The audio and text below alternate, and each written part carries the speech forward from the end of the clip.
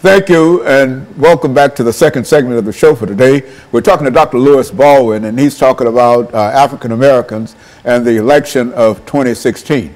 Dr. Baldwin, let's see if we can continue this second segment by talking about some of the issues in this election that might have an impact upon African Americans and some of the consequences. I think that's very important. I would say that the issues confronting Black Americans in this election, of course, are the same issues confronting all Americans to some extent.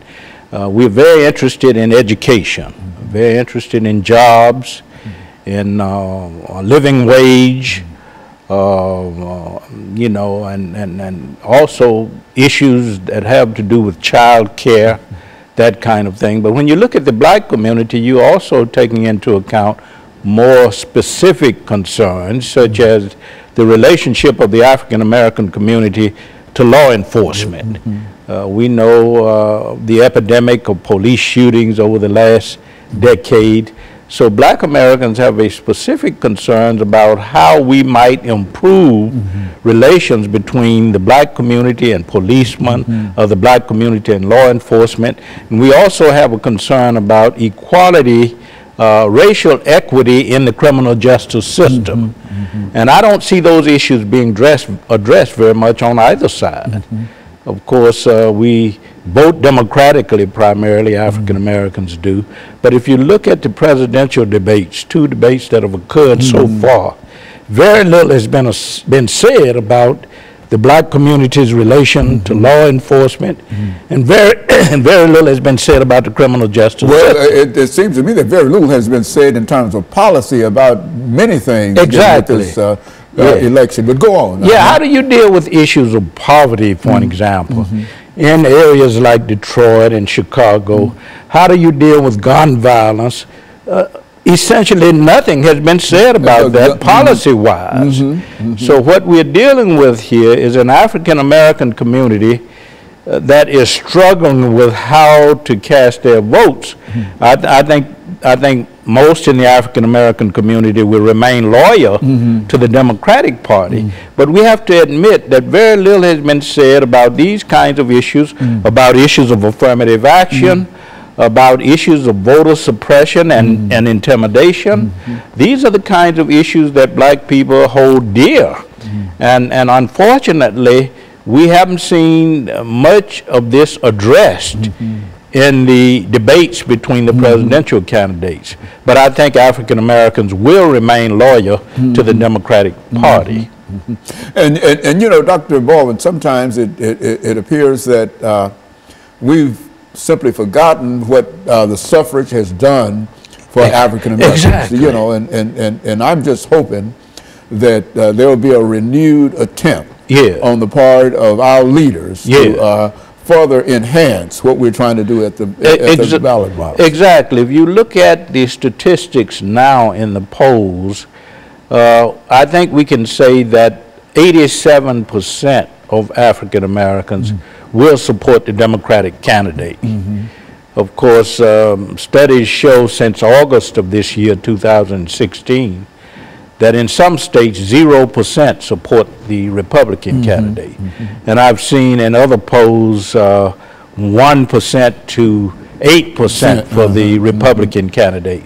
So what you see in these polls, of course, is the continuing loyalty of African Americans to a particular party system, the Democratic Party. But again, you know, the question remains, you know, to what extent have these party systems addressed the kinds of issues that African Americans hold dear? And I think that it's true, as you indicated, that we've seen very little information in reference to what the Democratic Party can and will do in terms of policy. Exactly. But on the other hand, the other folks have said absolutely nothing, anything about it. Exactly, you know, exactly. And usually what they refer to as dog whistles and all those kinds of old ideas of taking us back a century, almost a century. And that's the point you have to be careful about. How, to what extent will we turn back the clock?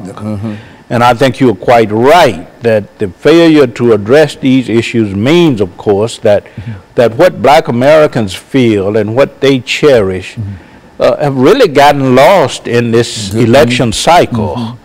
you don't hear much discussed at all about what we think, or what we feel, or what we think about the future, or the kinds of issues that we hold dear, the kinds of values that we cherish. And so it's a very strange election cycle. And I think it's summarized by the word, what have you got to lose? Exactly, exactly. And when you start summarizing everything and looking at a large percentage of the electorate from that perspective, it's really difficult to find out how, and I don't see how a party can survive with the kind of attitudes that many of them are taking toward not only Africans, but all minorities. Yeah, Latino Americans, Muslim Americans, gay and lesbian Americans. You have to be very careful. I think you have to be able to respond with policy initiatives that speak to the concerns of all of these segments of our society. And unfortunately, we haven't heard very much about that at all. And of course, these debates that they're having really does not, in a real sense, produce any kind of information. It's a lot of showmanship and a lot of whatever. But really very little information in terms of what people will do. Yeah. And charges back and forth, attacks back and forth. And very little in terms of policy initiatives and policy solutions to the problems that we all face as Americans, and more particularly what African Americans face. And we've been down for a long time in terms of the kind of aid and assistance that we need in terms of ability to do what we have to do. Exactly. We're concerned very much about our future in this country. What about the future of affirmative action initiatives? What about the future of voting rights? What about the future of pay equity and employment opportunities? What about the imprisonment of African Americans and the astonishing rate of incarcerations in this country? You know, that's a curious thing. As many folks that are being killed in the streets by guns. Exactly. Everybody's afraid to say anything about trying to the gun culture and how it is contributing to a culture of violence in our country, and particularly in the black community. We haven't heard much about that at all. Not at all. And of course, what we're doing is getting ready for the second commercial break, and we'll be back with our audience following this very, very short commercial break.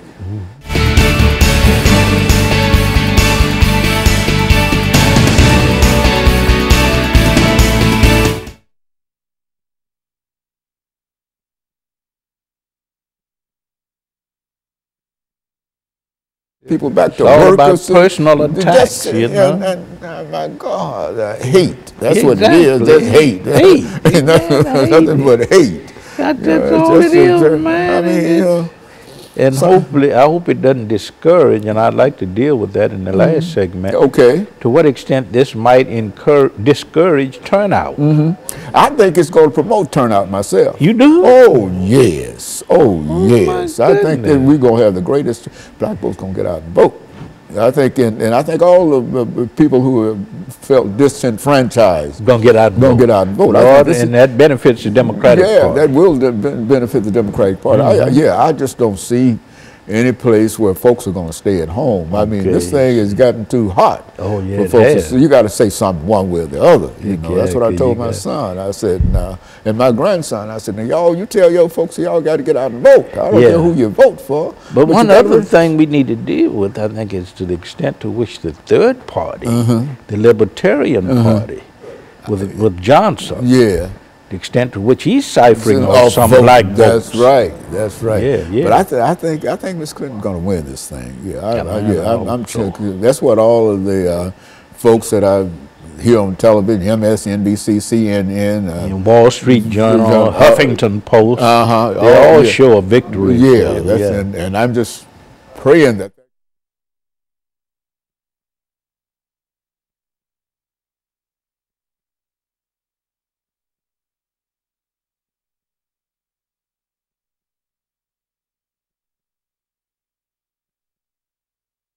Thank you and welcome back to the final segment of the show for today. We're talking to Dr. Lewis Baldwin, and he's giving us some information in reference to African Americans and the election of 2016. And of course, Dr. Baldwin, let's during this last segment, let's take the opportunity to deal with some issues that you believe to be important in this election, so that we can sort of end this particular segment, giving some directions in terms of what people can do and what we ought to do. I think this election is important, first of all, because we need to assure the preservation of the Obama legacy.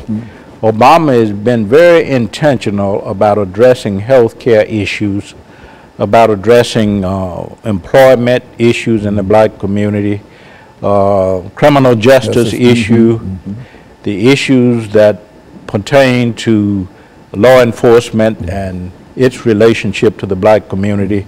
So we need to preserve his legacy in terms of pushing legislation that address the concerns for African Americans and women. We have to keep in mind that the Ledbetter Law or Act was signed by President Obama, which called for equal pay equity for women. So we first of all got to preserve his legacy for the black community, and I think that's very important for the black community.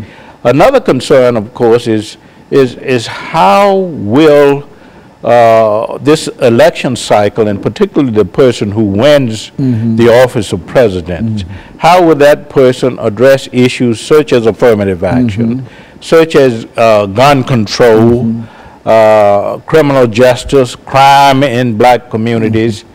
I think that is very, very important. We look to the future, black Americans do. We've always looked to the future, because we have had problems dealing with the past in many cases, and dealing with the present. We look to a future with hope. Things have to get better. Things have to get better. So we have a more hopeful view when it comes to the future. And I think black Americans today are looking for someone who will build on the Obama legacy. And I think most black American studies show that 87% of blacks at least will vote for the Democratic candidate. And I think that most black Americans feel that the Democratic candidate, who happens to be Hillary Clinton, represents a better prospects, a better choice for the future in terms of how our own platform in the black community will be advanced, not only in terms of the preservation of the Obama legacy, but building on that legacy in terms of what? Creating more jobs.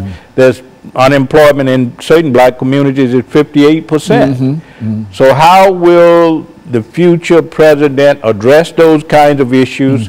How will the future president address the gun issue? Hillary Clinton has talked about gun control. Donald Trump has talked about the Second Amendment rights and how to extend those rights. So I think, we have to look at that, because that's very, very important, because crime, particularly black on black crime, has reached epidemic proportions in places like Chicago and New Orleans and Philadelphia.